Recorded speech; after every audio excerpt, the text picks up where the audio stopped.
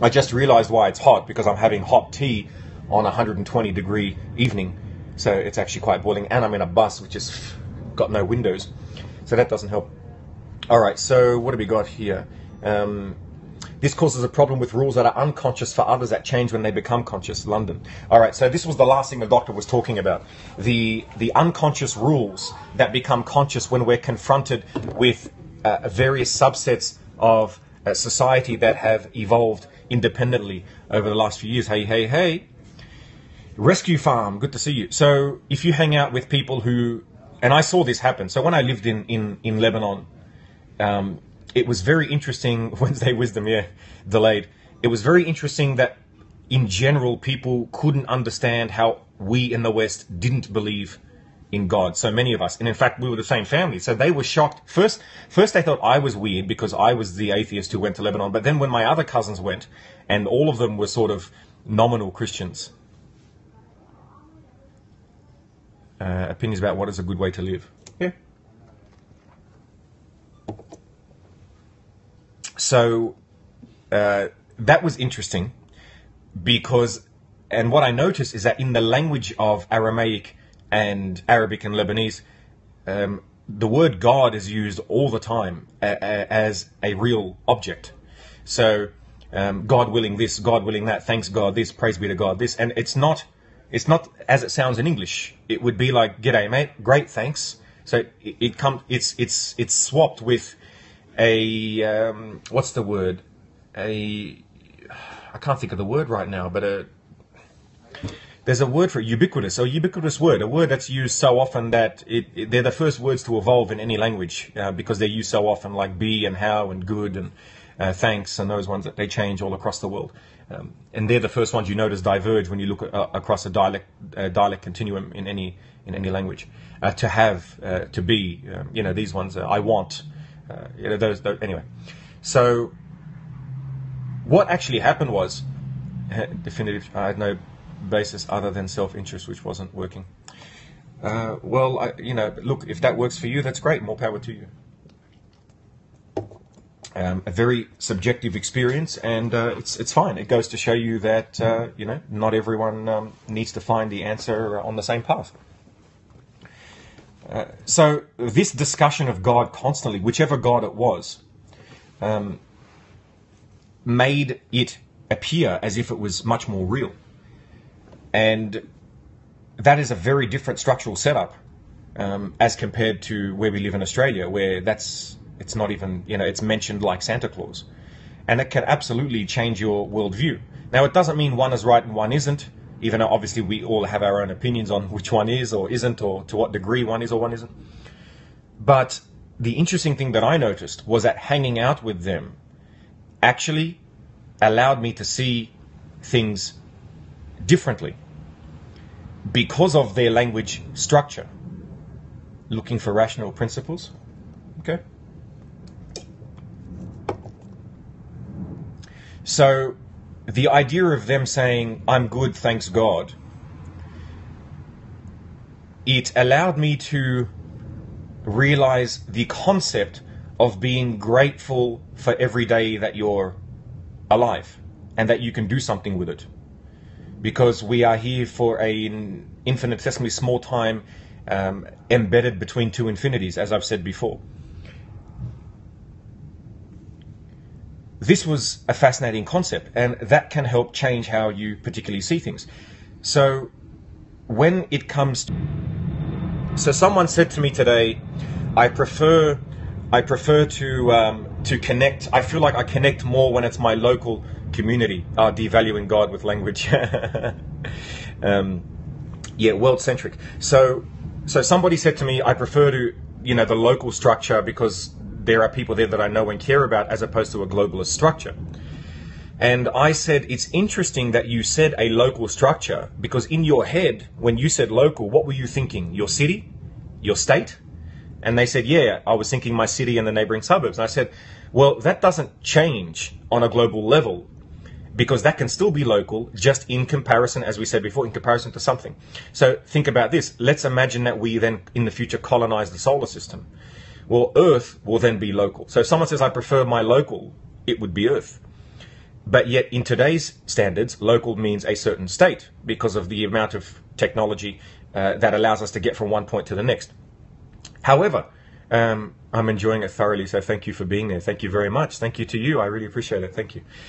So, here is a problem with our brains, which I think is leading us to this issue with the global problem, with our discrepancy between whether things should be more global or less global, or more borders or less borders. I think this is related in a key way to one concept, and that is that technology allows us to see what's happening on the other side like Mars, of the world right now. Now, I'm saying that I'm on scope, you're on the other side of the world, most of you, and yet we're talking instantaneously. And so you have a degree of empathy towards the other side of the world, which would not have been possible 100 years ago. Would not have been possible. You could receive a letter, you could hear the news, but not like this. And because of that heightened empathic awareness, it then seems less reasonable that we only are concerned with things that are quote unquote local, because the idea of local has changed, right? I was thinking about this today, and I thought this has to play into this factor. All right. So it's not that the world has shrunk, it's that our ability to measure what is local has changed. All right. So think of, for Christians out there, if you remember, Jesus used to go to Bethany to visit Martha and Mary, I think it was. And it used to be a day trip for him. Now, Bethany from Galilee now in the car is like 20 minutes, right? But back then, that was a whole day's walk, and he had to spend, so that wasn't as local as it is today, our ability to transgress our borders. So the idea of the border, it's still important, but it's important in a different way. And that is, the issue is the awareness of what is beyond a border that was created during a time when people did not have instantaneous communication with people on the other side of the world. Now, this has nothing to do with changing borders or not changing borders for the Homo community, are caring less, because it appears that they're caring less, but it's not that they're caring less, it's that the structure of their community has changed. So let me talk about world-centric, and then I'm going to talk about mobile phones, or you call them cell phones. It's something I observed today. And I thought about this, and I thought I'm going to share it with you guys. So, what was I saying about the world-centric thing? It becomes harder, but not where you might think. It becomes harder to be exclusively empathic to your location. Now, being empathic to your location is, of course, important. A border created by trauma, like a human mind. There you go. Interesting. It is important to know what's happening locally as well, because sometimes some problems are local. But now we know that we are pumping shit in the atmosphere, for example, right? It doesn't matter if you think it's a good or it's bad or we should stop. That's not my discussion today.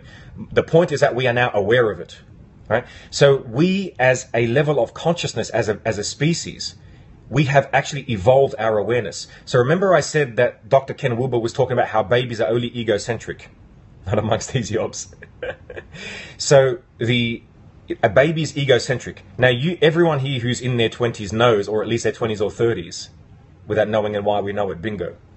So we know that when we were teenagers, right, we were concerned with things that now we look back and go, get over it, it's a nothing, okay? But we look back and laugh at that now. But we then stop. We reach adulthood and stop at whatever state that we're in. But what's happening is that many of us are observing, and it's not good or bad. This is not a moral judgment. It's just that we have time. Some people are busier, some people are not. We are observing that there is stuff happening somewhere else. It's not just our room, and it's not just our parents or our family or our cousins or our friends or our state. There's other people who are just like us who are suffering, and whatever else it is. And once again, I'm not saying anything as a consequence. It's not my point. My point is that there's a new evolution of consciousness. So it's no longer egocentric to ethnocentric to societocentric. It's now world-centric. And the question is not what we do about that. The question is, how do we bring awareness to the fact that it exists? Predict this in the 1970s. Toffler. I'm going to write that one down. Have a look at Toffler. All right. So what is my point? My point is that the mistake the mistake that globalists made, and when I say globalists, I'm referring to the EU structure and other type of structures that want to span multiple nation states, similar to United States. United States is a global structure. It's a continental structure across multiple states, similar to the EU actually, but it's just more successful. But each state has a different culture, but they have the same language, so it's a bit easier than what's happening in Europe, and the cultures don't deviate to as much of a degree.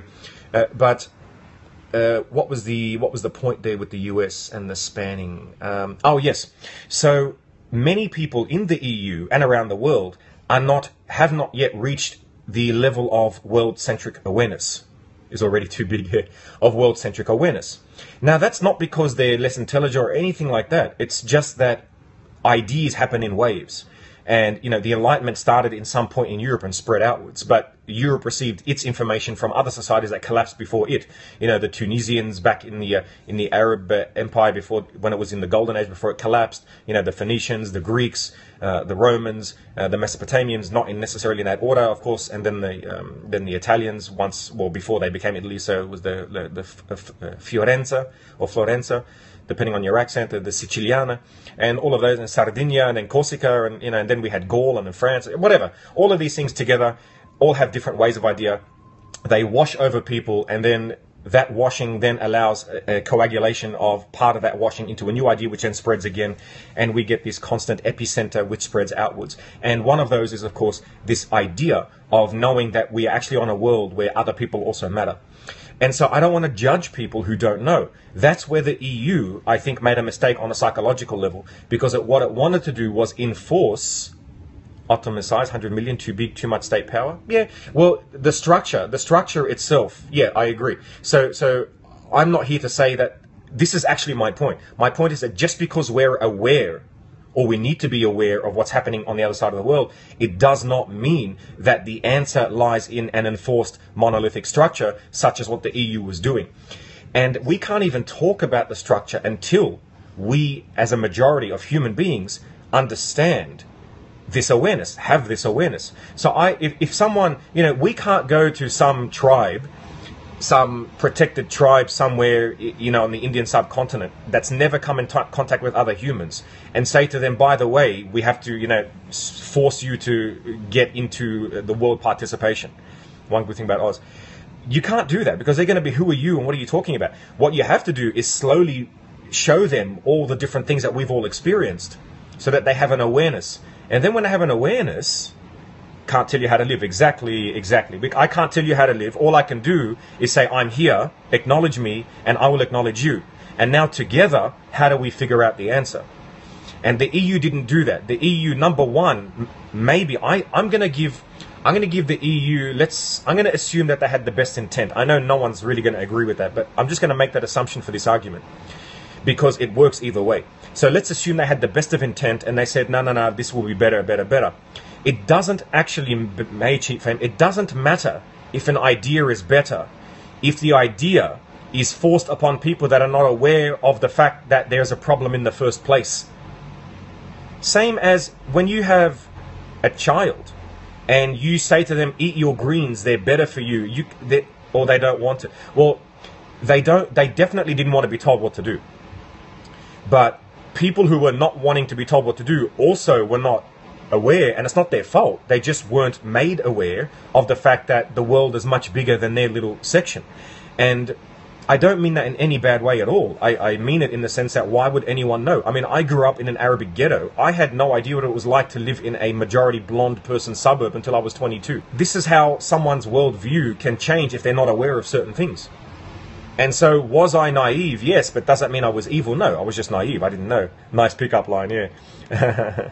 Hola. All right, what I just missed Brett's. I mean, percentage-wise, we've been moving to a much better place, even though it looks like it's worse, because we're going to talk about mobile phones. That's the last thing I'll talk about, mobile phones. The structure of the community. Good morning. Good to see you.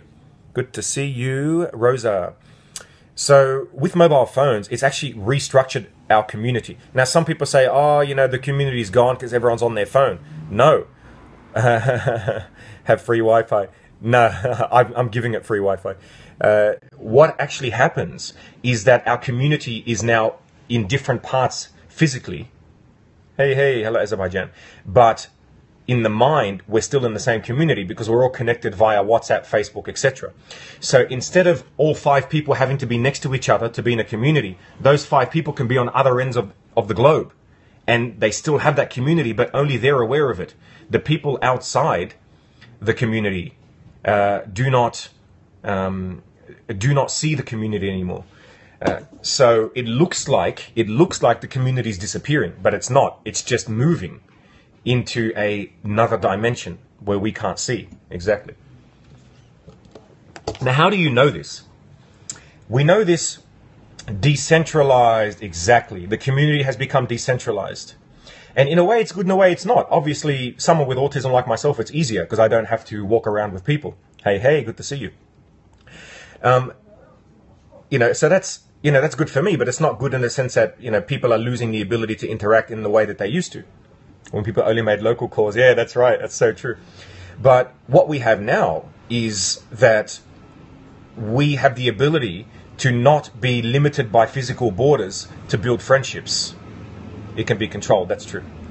So why is that important? It's important. Well, it's obvious. I'm now friends with you guys, with Captain Deltron and Ginny and Angela Biddle and all of you guys to a certain degree. And I would never have been friends with you. And what does that mean? Well, it means that our languages are forced to converge slightly because we now have to try to understand each other's meanings. But they are building AI. And it also means that we don't have to worry too much about being limited by certain genetics because, of course, genetics evolve via proximity in the same way. And so, obviously, in the past, people of a certain physical appearance would have all been around each other. And now we're not. So we're actually forced to realize that we can transcend our natural biases and see everybody as simply just a sentient being. So that part's pretty cool because you need to physically have memories of that in order to put that into your mind. I don't think you can become not prejudiced just by being criticized. I think you physically have to live it. Limited by words. Yeah, like you physically, I would say, you would physically have to be around someone who's gay and you realize that they're just a normal person, and you have to be around 100 gay people over your life to realize that some are pricks, some are nice, some are cool, whatever. Like you get over that particular thing. You can't just tell people get over it, you're a bigot, you're a racist or anything like that. I don't think that's going to work. It means we can find others with common interests, even weirdos like me and Gab. The 2 weirdos live on. Do you think there will have to be one day only one language? I hope not. So my version of being aware of the world includes diversity, and it includes acceptance and recognition of diversity, Mr. Schmitzer. I don't want a world where we lose all of that and become a convergent monolithic block. I don't think that that would be fun, and it doesn't allow us to see things from different views so that we can learn from each other. Because there's so much information in the world that it takes different types of minds to pick up different types of information. And so you need someone who thinks in Arabic to think in a way that I wouldn't think, so that I can pick up something that I wouldn't normally see. So, for example, in Armenian, a compliment to a girl would be, "I want to die on your body." And in Lebanese, to a child, you say, "I want to die on you." Mut alayki, mut fiki. So I die in you, right? So great point. And I used to hear this when I lived in Lebanon, and I couldn't understand this, right? And then you get to learn that it's a different concept of expressing love. It gives you a picture of someone and how close death is to their mind and how the community is greater than the individual. So that part of the language shows you different ways of thinking. Different environments, absolutely. And the customs can change and not change. So I'm more than happy for them to remain. The issue I have is not being aware of the other customs and somehow believing that one is, if one makes a self-proclamation, that itself justifies its own existence. That's a problem. So the best example is, of course, the difference between Lebanon and Israel. And I always talk about these, hey Helen, I always talk about these because that's where I'm from, right? So, and that's what I know most about, and that's where I've lived. So do I think that the idea of deliberately separating identities as a way to secure one identity is a long-term goal. I don't think so. But the recognition of identities is important. Hey. So I call myself a Maronite, but it's nominal. So I respect the history of Maronite culture, of all of those. And when I say respect, you know, I mean, Maronites were descended from Phoenicians who committed child sacrifice, just like many other cultures around the world. So it's not like we came from a great place, but it's good to recognize it because it teaches us a lot about the change in history and how we can also know that we can adapt, because our ancestors obviously adapted. I mean, they were pagans and then became Christians, and they were Orthodox and they were Catholic, and propaganda is awful, yeah. And it shows us that we have something to move away from or towards, including people and their personalities, behavior, and how, 100%. And so that's why, you know, even I have Palestinian family, and I would love to see, a Palestinian state. I would never want to see that at the expense of Jewish culture. But at the same time, what I don't want is the hardcore right-wing element of that culture. And this is not just Jewish culture. This is Christian, Maronite, Lebanese, Greek, sub-Saharan sections of, Senegal, or, the ethnic wars in Rwanda. I mean, none of that, I think, is going to be pragmatically beneficial in any sense in the long term. That stuff is evidence of the idea of putting a belief before evidence. And when our beliefs are confronted, our response is through violence. And we now call that extremist, yeah.